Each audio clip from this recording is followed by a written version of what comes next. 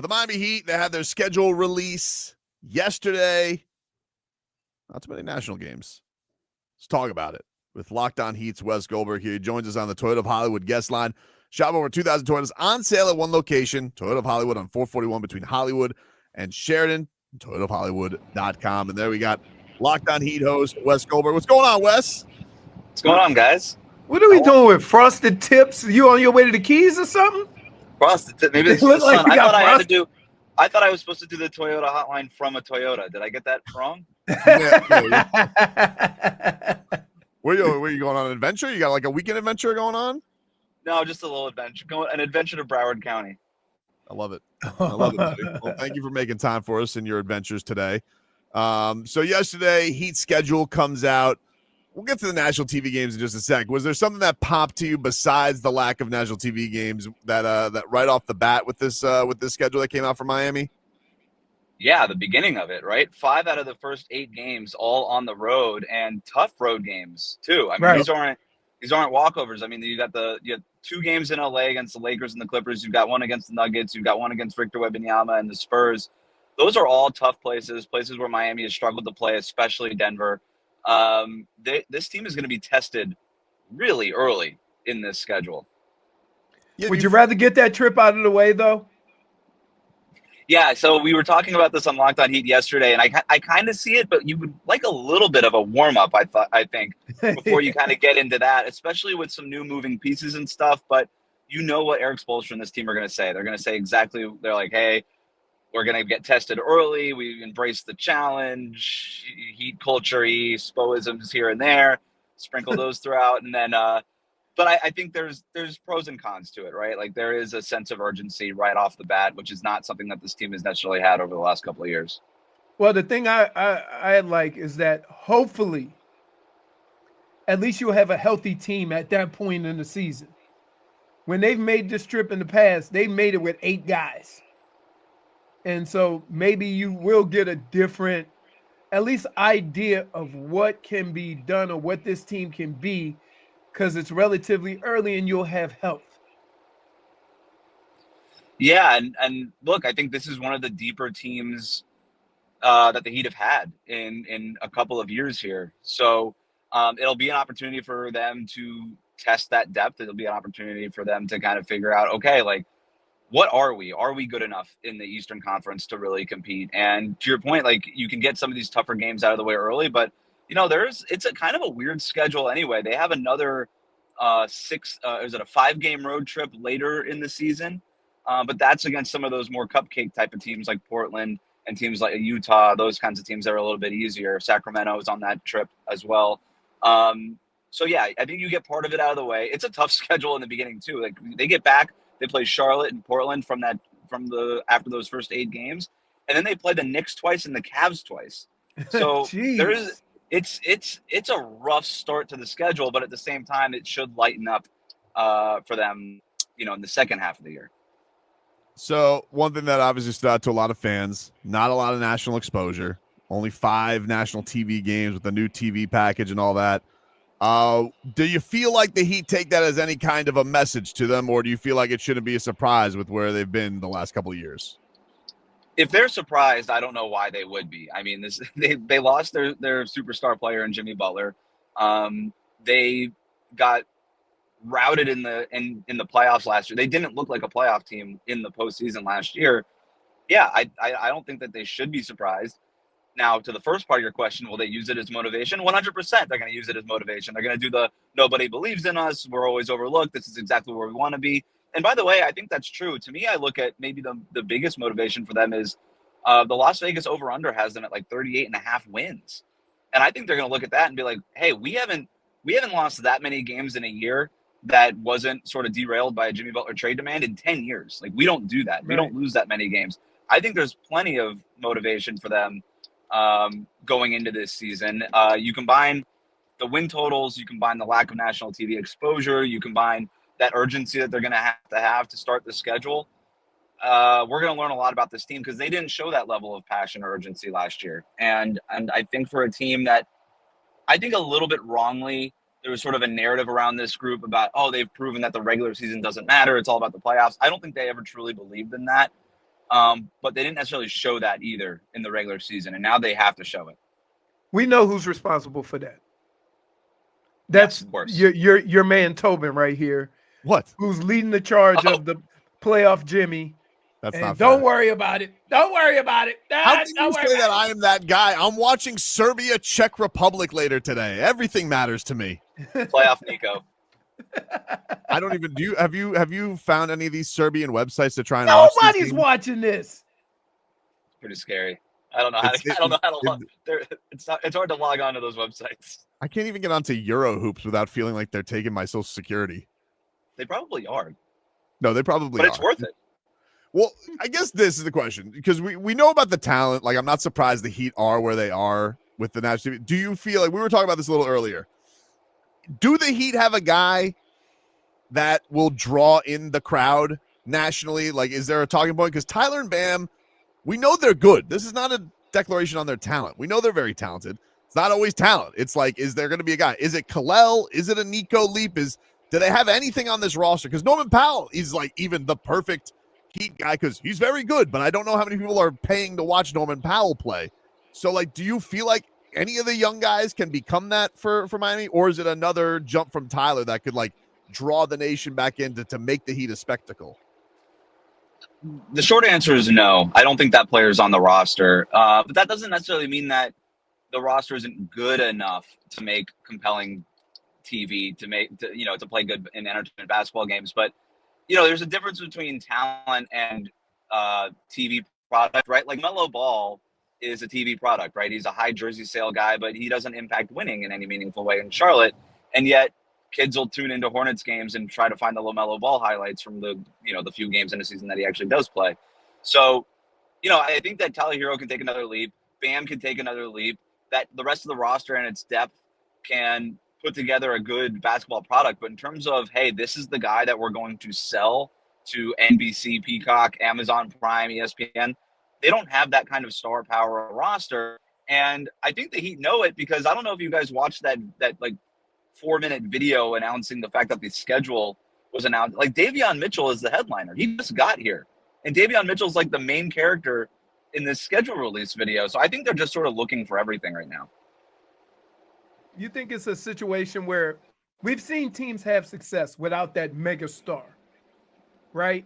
And it's still, even if they have success, because they don't have that mega star, it's going to be hard for the country to warm up to them. Even if they were to win a championship, it will still be kind of has that, like, we're going to look back after the fact and go, those guys were really good. Kind of like we did Detroit. Remember when Detroit won with right. a whole bunch of guys. Ben Wallace, Rasheed Wallace, Chauncey Billups. Right. Yeah. Exactly. So I think with success we get more eyes. I think you're seeing that even with OKC this last year, right? Like Oklahoma City has a star player. Shai Gilgeous-Alexander was the best player in the league last season. And yet I don't know that he's a star. Like, he's not a celebrity in the way that people are going out and buying his jerseys a ton, that he's in a ton of different commercials. Like, he's got that one AT&T commercial, I think it is, and that's like it. He's not a big celebrity, not a big superstar draw, but the Thunder are on national TV 34 times because they're the defending champions. They're really good. Right. And people are figuring out, like, they're getting hip to the Thunder being good. And it took them literally winning a championship in order for that to happen. They were the 1 seed 2 years ago. They weren't on national TV that way. Shai Gilgeous-Alexander has been this good for a couple of years, but it took them winning the whole thing in order for people to really recognize that. And now that's the selling point, right? We're the defending champs. Come take the belt. Like, that's the compelling TV draw that gets them on national TV. So I think the Heat, I think they're going to be better than people expect this year. I really do. I don't know that they're not going to win the championship. I don't think that they're a contender, but I think they're going to win 40 plus games and they're going to be a decent basketball team. And people will probably like watching them more than they think. But yeah, they're going to have to really put all of this together at some point eventually, superstar or not, in order to kind of get that national sort of recognition and exposure. Is this a talent thing or a health thing? Because the last couple of years, they've been decimated at the wrong possible times with injuries. And I would say that if everybody was healthy, you would have seen a different Heat team. But for the last, 3-4 years, they can never be healthy at the biggest moments of the season. Yeah, I think you're right about the last couple of years. I think it was a health thing specifically with Jimmy, right? Yeah. But I don't know that the two things are mutually exclusive. Like the best ability is availability, right? Like you could argue health is a skill, health is a talent. And Jimmy Butler just wasn't healthy enough during the regular season, and then they were ended up being in the play-in tournament in three of the 3 last years, and that just kind of puts them behind the 8 ball. It puts them at a disadvantage going into the postseason, as we saw last year, getting wiped by the number 1 seed Cleveland Cavaliers, and then the year prior, same thing happened to the Boston Celtics. Like you're not doing yourself any favors when you're doing it that way. Now, though, I do think it's a talent issue. They don't have that apex superstar player who you throw the ball to, get out of the way, and he can go take care of things. So it's just that kind. You need that player in the postseason, right? Like as great as Bam is, as Tyler Hero is, as some of these other guys are, they don't really have that guy who could just do it all himself and that sort of North Star that, again, they could throw the ball to. He can kind of just figure it out. He can run the offense. He is the offense. He is the system. They don't really have that. That's the guy that they're missing. Talking to Wes Goldberg, host of the Locked On Heat podcast. Well, before we get you out of here, man, there's been a lot of talk over the last couple of weeks about Tyler Hero's contract, teams monitoring it, even other players comparing to what Tyler's going to get. How interesting do you think that storyline is going to be this year about what Tyler Hero's money is going to be, where he ends up getting, and then like the idea that he's kind of this measuring stick for some other young guys in the league?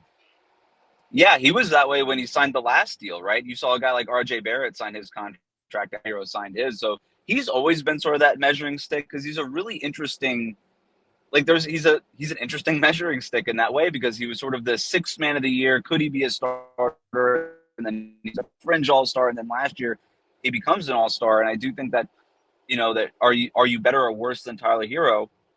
I think that's a fair kind of place to be.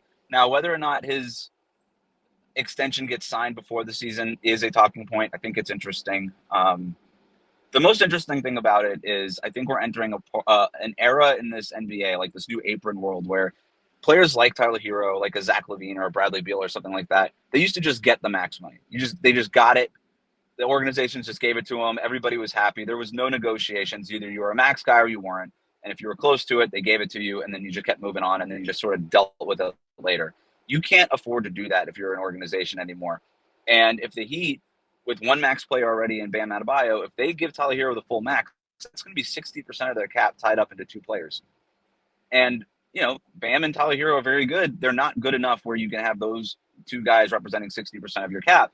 And so the Heat are going to have to make a decision. Now, they've already paid Bam, so they're not going to be able to afford to pay Tyler Hero the max amount of money and build a roster around them. And that's why I think it's interesting because of what Tyler Hero sort of represents.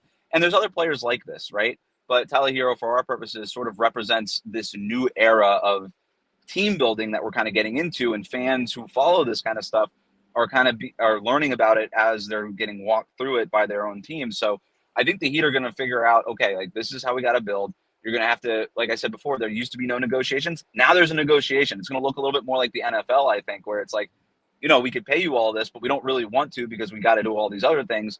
Can we bring you down? And then when do players start kind of accepting that and figuring out, okay, this is sort of the new reality. We don't just get the money the way that we used to go get it. Is this a big year for the young players? Because if you're going to do this with Tyler, then a guy like Jovic, a guy like Kel'el, Jaime, David, all these guys are going to have to really perform to kind of make the Heat comfortable with having this, kind of method of re-signing Tyler. If they're not any good, then you have a whole nother conversation that you might only have 2 players to start your team with. It's such a great point, right? Because are you young, or do you just have a couple of young guys that you kind of like? Are you a young core that you're building with, or are you just sort of nowhere waiting for something better to show up? This is a huge year for all the young guys. I think it's a huge year for Kel'el, who, up and down in Las Vegas. They need to see more from him, certainly, and they need to see a big leap. And they've got a lot invested into Kel'el as the starter next to Bam Adebayo. It's a big year for Nikola Jovic because Tyler Hero's not the only one up for an extension. So is Nico, right? And so he'll be a restricted free agent next summer. there's a lot of money potentially on the line for Nikola Jovic to make here. And then for Jaime Jaquez Jr., he's coming off of a sophomore slump. He has to be better. They need some of these, and Pelle Larsson, he's been good, but is he an every night rotation NBA level player? So there's a lot of questions for these guys to answer. And when you look at the depth chart, they're a big part of it. So are the Heat deep? Are they not? The Heat have a lot of players who are interested in that are worth talking about. We don't know how many rotation guys they actually have until this season actually starts and they actually show the improvement that they need to see from them. It's a huge year for everybody. And so the answer to your question, Leroy, is yes. I mean, this is what it looks like when you exit an era and start a new one. It's a big year for everybody on the roster. Are you a part of what's next or are you not? Go check out Wes's work, Wes Goldberg, Locked On Heat podcast, YouTube, all your podcast platforms, Real GM Radio as well. It does some great work. Go follow him on all the social media platforms. Thanks for the time, man. Appreciate you. Thanks, Wes. Thanks, guys.